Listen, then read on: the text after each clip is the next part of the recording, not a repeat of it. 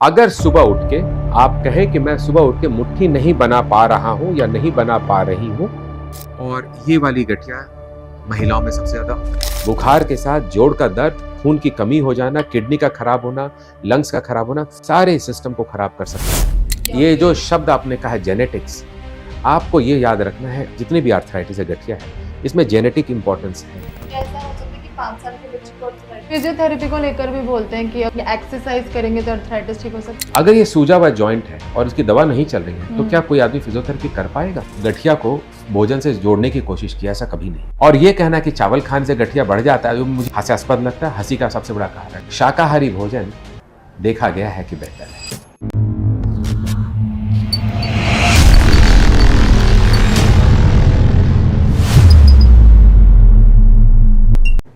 नमस्कार, आप देख रहे हैं हेल्थ वायर और मैं हूं आपके साथ आंचल सनोरिया। आज हमारे साथ अर्थराइटिस पर बात करने के लिए मौजूद हैं फोर्टिस हॉस्पिटल के डायरेक्टर ऑफ रिमेटोलॉजी डॉक्टर बिमलेश धर पांडे, जिनसे आज हम अर्थराइटिस के बारे में बात करने वाले हैं और उससे जुड़ी कई सारी धारणाओं के बारे में भी उनसे जानेंगे।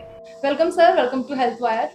थैंक यू, धन्यवाद आंचल कि आपने एक बहुत ज़रूरी मुद्दे को उठाया, और मुद्दा है आर्थराइटिस का। अर्थराइटिस सिर्फ जॉइंट्स पेन की बात हो रही है, स्पेशली फॉर नीज। लेकिन जब मैं इसके लिए इंटरव्यू तैयार कर रही थी तो मैंने पढ़ा कि ऐसा जरूरी नहीं है कि वो सिर्फ नीज और जॉइंट्स को हार्म करता हो, वो हार्ट से भी कहीं ना कहीं कनेक्टेड है। चलिए, इतना बड़ा आपने मुद्दा उठा दिया तो ये बताने की कोशिश कर रहा हूँ कि जॉइंट तो एक जो परिणाम होता है जोड़ में दर्द का, जिसकी वजह से आप डॉक्टर के पास आते हैं। लेकिन ये रोग ऐसे ऐसे हैं जिनमें, जैसे अगर मैं आपको कहूं, आंख का इन्वॉल्व होना, लंग्स का इन्वॉल्व होना यानी फेफड़े का इन्वॉल्व होना, किडनी का इन्वॉल्व होना, कान का इन्वॉल्व होना, नाक का इन्वॉल्व होना, साइनस का इन्वॉल्व होना, दांत का इन्वॉल्व होना। आप कहेंगे दांत का इन्वॉल्व होना? हाँ जी, दांत का इन्वॉल्व होना, क्योंकि कुछ ऐसे रोग हैं जिसमें दांत ही सड़ता रहता है और आप डेंटिस्ट के पास जाके केवल नए नए दांत इम्प्लांट के रूप में लगाते हो, पता ही नहीं कि हो क्या रहा है। तो आपके सारे दांत लगेंगे, फिर वो भी उखड़ जाएंगे। तो कारण जब तक नहीं समझ में आएगा ना, तब तक मजा नहीं आएगा कि हमारा ट्रीटमेंट क्या है। तो हमारी चुनौती किन कारणों से है, उसी के अनुरूप आपका चिकित्सा होता है। सर, अगर बात करें अर्थराइटिस की सबसे आसान शब्दों में, इसे कैसे समझा जा सकता है कि हम अर्थराइटिस को इस बात को लेकर बताएं? एक आम व्यक्ति के लिए मैं सिर्फ एक लाइन बोलता हूं, अगर सुबह उठ के आप कहें कि मैं सुबह उठ के मुट्ठी नहीं बना पा रहा हूं या नहीं बना पा रही हूं आधे घंटे से ज्यादा तक, यानी मैं अगर सुबह उठूं और मुझे सुबह उठ के लिखना है और मैं ऐसे ना पकड़ पाऊं। मैं एक एग्जाम्पल और लूंगा। मैं सुबह उठ के कहूं कि मैं ये चाय का प्याला ऐसे नहीं पकड़ पा रहा हूं क्योंकि मेरे हाथ ऐसे नहीं बन रही है, और मुझे चाय ऐसे पकड़ के पीना पड़ रहा है क्योंकि आधे एक घंटे से ज्यादा मेरे हाथ अकड़ी रहती है। ये आर्थराइटिस की निशानी, ये तो हाथ की आर्थराइटिस की निशानी हुई। तो अगर हम एक ऑन एन एवरेज एक गिनती और उनके नाम, अगर आप टाइप्स ऑफ अर्थराइटिस हमारी ऑडियंस को बताएं, तो जो सबसे प्रचलित आर्थराइटिस है समाज में, उसका नाम है रूमेटॉइड आर्थराइटिस, जो इन जोड़ों में, नकल्स के जॉइंट में होता है। लेकिन ये केवल कुछ जॉइंट्स हैं, इसके अलावा ये किसी भी जॉइंट में हो सकता है, जैसे घुटने में हो सकता है, शोल्डर में, एल्बोज में, रिस्ट में हो सकता है। ये है।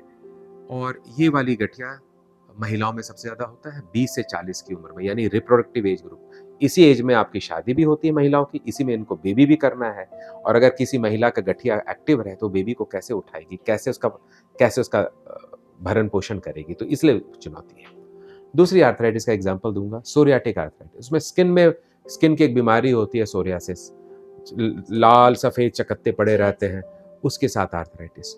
वो ये रूमेटॉइड पहला था, ये दूसरा है सोरियाटिक की। अब आपको ऐसा जोड़ का दर्द है जिसमें स्किन की प्रॉब्लम भी है, जोड़ का भी दर्द है।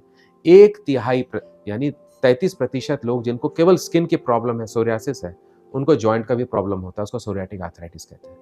बहुत विभत्स हो सकता है किसी के साथ, अगर वो ना केवल हाथ पांव टेढ़े कर देता है, साथ साथ स्किन के साथ, तो आप एक मेंटल इश्यूज को भी लेके चलते हैं, क्योंकि आपको पूरा ढकना पड़ रहा है और आपके हाथ भी टेढ़े पड़े हैं और आप काम भी नहीं कर पा रहे और दर्द भी हो रहा है, तो आप तो कई तरह से अब घेरे जा चुके हैं।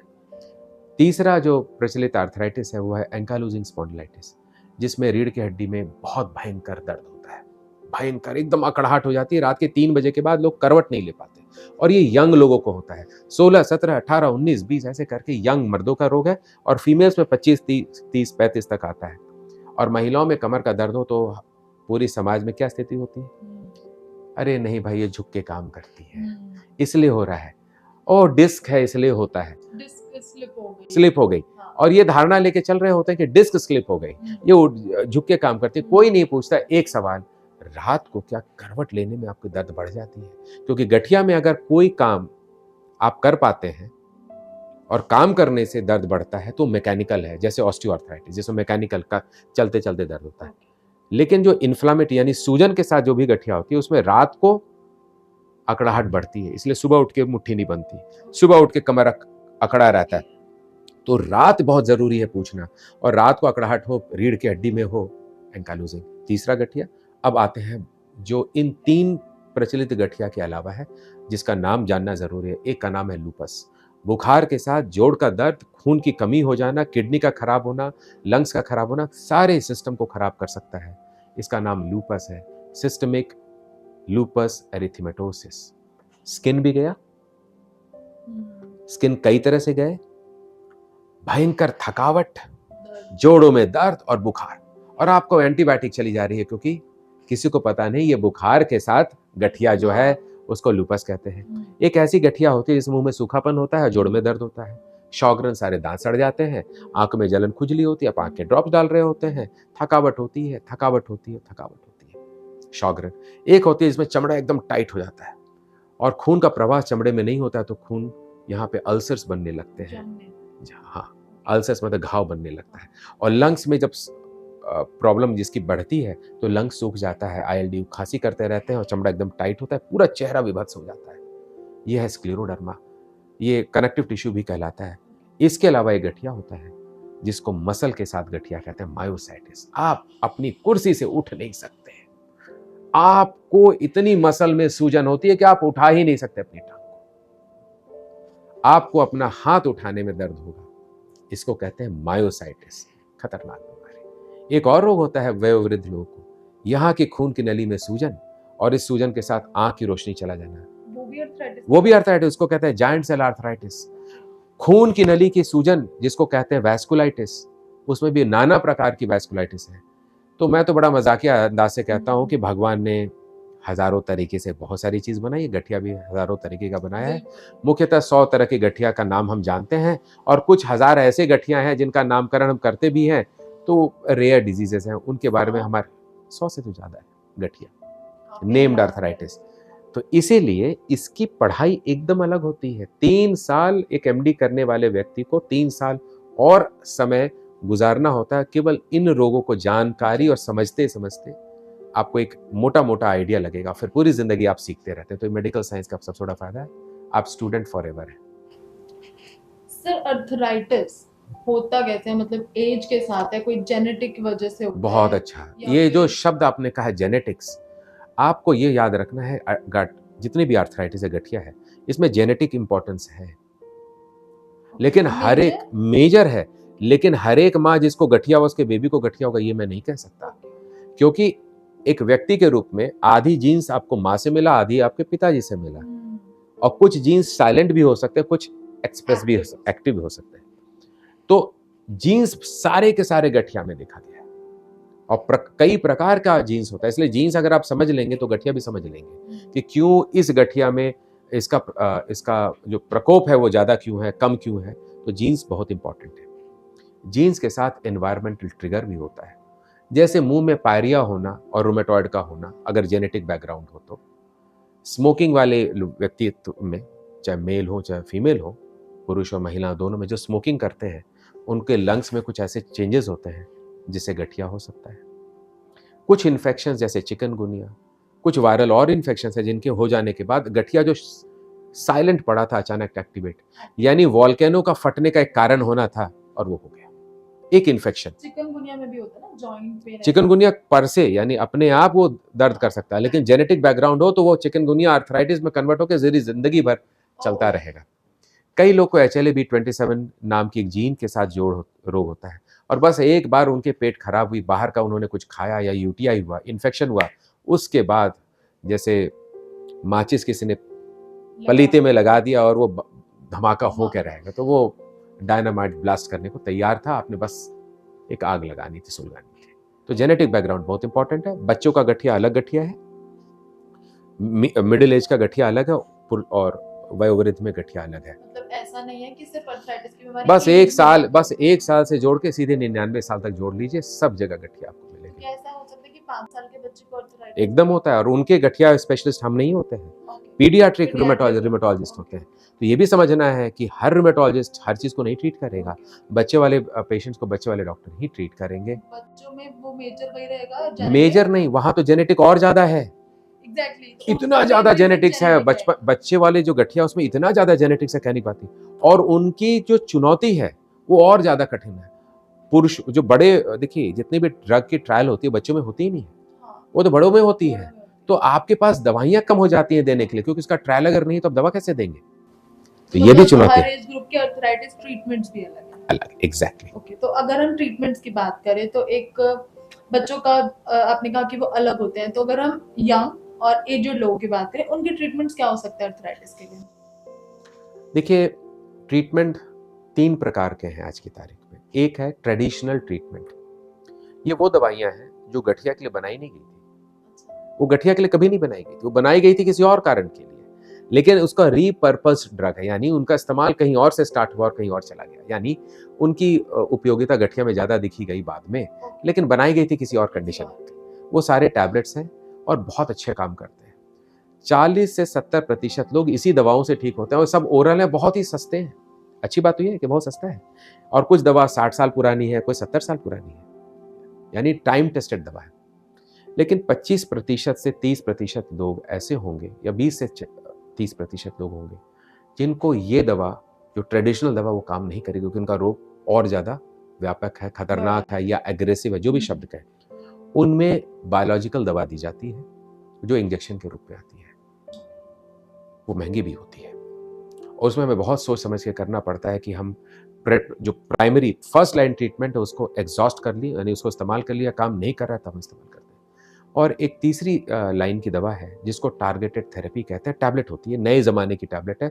उनका आविष्कार केवल गठिया के लिए मान के चलिए कि अगर मुझे ये गठिया है तो मैं इस टारगेट को, और ये गठिया में ये प्रॉब्लम अंदर में चल रहा है सेलुलर लेवल पे, यानी एक सेल के अंदर में, उसको हमने आइडेंटिफाई किया, उसके जीन को आइडेंटिफाई किया, उसके जेनेटिक एक्सप्रेशन को आइडेंटिफाई किया, उनके सारी प्रॉपर्टीज को आइडेंटिफाई करके उसके हिसाब से जो ओवर एक्सप्रेस जीन है उसको सप्रेस करने के लिए दवा देते हैं। उसको कहते हैं टारगेटेड थेरेपी। टैबलेट है, सस्ते हैं, प्रभावशाली है, किफ़ायती भी है और प्रभावशाली भी है। ये नए ज़माने की दवा है, और पिछले 12 से 15 साल के अंदर में ही इनका आविष्कार हुआ है गठिया में। गठिया के अलावा भी ये टारगेटेड थेरेपी कैंसर्स में इस्तेमाल की है, लेकिन कैंसर की टारगेटेड थेरेपी अलग है, गठिया की टारगेटेड थेरेपी अलग है। यानी ये टारगेटेड थेरेपीज हैं, और यही आपकी पूरी गठिया की जो सोच है और उसकी दवा है उसको चेंज करते हैं, क्योंकि एक टैबलेट है, टैबलेट बनाना आसान है और कीमतें घट जाती हैं। फिजियोथेरेपी को लेकर भी बोलते हैं कि अगर हम वो चीज़ करेंगे, एक्सरसाइज करेंगे, तो अर्थराइटिस ठीक हो सकता है। बहुत अच्छी बात है। क्रिकेट में एक बैट्समैन बैटिंग कर रहा होता है, एक रनर होता है, दोनों की ज़रूरत है। अगर वो रनर उधर से दौड़ेगा नहीं तो एक रन नहीं होगा। तो ज़िंदगी की फिलॉसफी में हमारी गठिया में दवा, पहले रोग का नामकरण करना, उसकी व्यापकता को समझना, उसके पेशेंट के हिसाब से दवा देना, और दवा देते हुए समुचित फिजियोथेरेपी करना। फिजियोथेरेपी से रोग ठीक नहीं होगा, ठीक होने वाले रोग में जहां पे दवा चल रही है उसमें फिजियोथेरेपी करना। यानी आपको प्राइमरी और सेकेंडरी समझना है। प्राइमरी डिजीज की दवा पहले चलेगी, वो कंट्रोल हुआ, तब आप फिजियोथेरेपी करेंगे। अगर मैं कहता हूं मेरे अपने रिस्ट का फिजियोथेरेपी कराना, और ये सूजा हुआ है, अगर ये सूजा हुआ जॉइंट है और इसकी दवा नहीं चल रही है, तो क्या कोई आदमी फिजियोथेरेपी कर पाएगा? ये इतना दर्द करेगा कि आप छूने नहीं देंगे। तो ये फिजियोथेरेपी तब होती है जब हमको पता चल जाता है कि मैंने दवा दे दी, रोग के ऊपर उसका प्रभाव आने लगा, अब मैं फिजियोथेरेपी करूंगा। ओके। मतलब हम इनिशियल स्टेज में उसको यूज नहीं कर सकते, कोई विशेष फायदा नहीं आया है जहाँ पे सूजन है। लेकिन कुछ रोग हैं जिनमें फिजियोथेरेपी आप इनिशियली कर सकते हैं, उनका नाम है एंकाइलोजिंग स्पॉन्डिलाइटिस। वहाँ फिजियोथेरेपी से स्टार्ट कर सकते हैं, टैबलेट ऐड कर सकते हैं। तो इसलिए नामकरण करना बड़ा ज़रूरी है कि कहाँ पे एक्सरसाइज पहले होगा, कहाँ पे दवा दूसरी होगी, कहाँ पे दवा पहली होगी और एक्सरसाइज दूसरी होगी, ये जरूरी है। सर, कुछ फूड आइटम्स ऐसे हो सकते हैं कि जिनको अगर हम अपने डेली लाइफ डाइट में ऐड करें तो हम ये धारणाएं जो है भोजन के ऊपर तो पूरी दुनिया भर में व्यापक है, और ये भी बताता है कि लोगों ने गठिया को भोजन से जोड़ने की कोशिश की, ऐसा कभी नहीं था ही अच्छा। नहीं। जो प्रूवन है, जो सब कुछ पता चल चुका है, वो है ओबीज यानी मोटे लोग का गठिया बड़ा मुश्किल है ठीक होना। ठीक होना। इसलिए उनके मोटापे के बारे में जरूर आप बात कीजिए।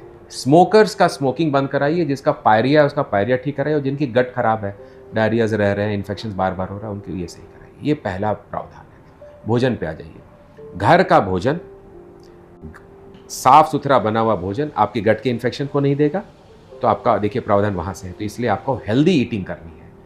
आप जिस जगह रहते हैं उस जगह का भोजन। तो केरल में रहने वाला अगर चावल खाता है और सांभर खाता है, उसमें कोई गलती ही नहीं है। उसके प्रावधान उसकी प्रकृति ने ये दिया। हाँ।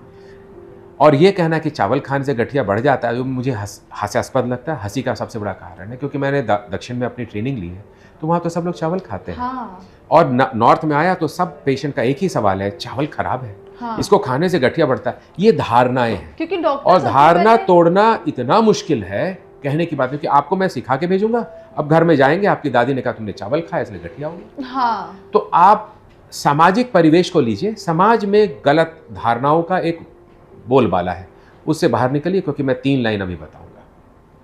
1, गठिया के पेशेंट्स को फ्रेश खाना चाहिए, मौसम का खाना चाहिए, बासी नहीं खाना चाहिए। दूसरा, शाकाहारी भोजन देखा गया है कि बेहतर है रेड मीट ईटर्स के मुकाबले। यानी जो लाल मांस खाते हैं उनको कंपेयर किया गया, तो उनका गठिया, उनको दवा चल रही थी। जो वेजिटेरियन थे उनको दवा चल रही थी, जो वेजिटेरियन जिनको दवा चल रही थी उनका आउटकम यानी जल्दी ठीक होने का बेहतर था। ये कहाँ पे स्टडी हुई थी? ये नीदरलैंड में स्टडी हुई थी। जहाँ की पॉपुलेशन को कहना कि भाई आप रेड मीट नहीं खाएंगे बड़ा मुश्किल था, फिर भी उन्होंने एक ऐसा ग्रुप बनाया, रेड मीट नहीं खाना है, वो रेडी हो गया, वेजिटेरियन को दिया, आया।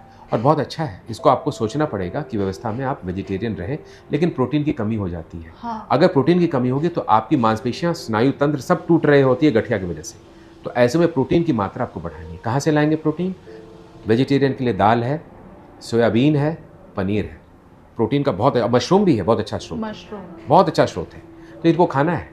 दही खाना है क्योंकि गट को सही रखेगा वेजिटेरियन के लिए। नॉन वेजिटेरियन के लिए है फिश, बहुत अच्छा है, वो मेडिटेरियन डाइट का भी पार्ट है। एग वाइट बहुत अच्छा है। रेड मीट को मैं बाहर कर दूंगा। वेजिटेबल्स सारे अच्छे हैं, जितने भी आपके रंगीन वेजिटेबल्स हैं, जैसे मैं कहूँ कलरफुल वेजिटेबल्स, ये आपकी ज़िंदगी के, भगवान ने प्राकृतिक रूप से आपको एक दवा दी है जिसको आपको खाना है। मैं कहूँगा कि रूट्स को कम खाएं, ट्यूबर्स यानी आलू को मैं कहूँगा कम खाएं। मैं कहूँगा कि अरे वो शिमला मिर्च जो लाल पीले वाले हैं बड़े अच्छे हैं, वो खाइए। मशरूम खाइए। आप हरी हरी जितनी भी सब्जियाँ प्रकृति ने दी है मौसम का, प्लीज़ खाएं।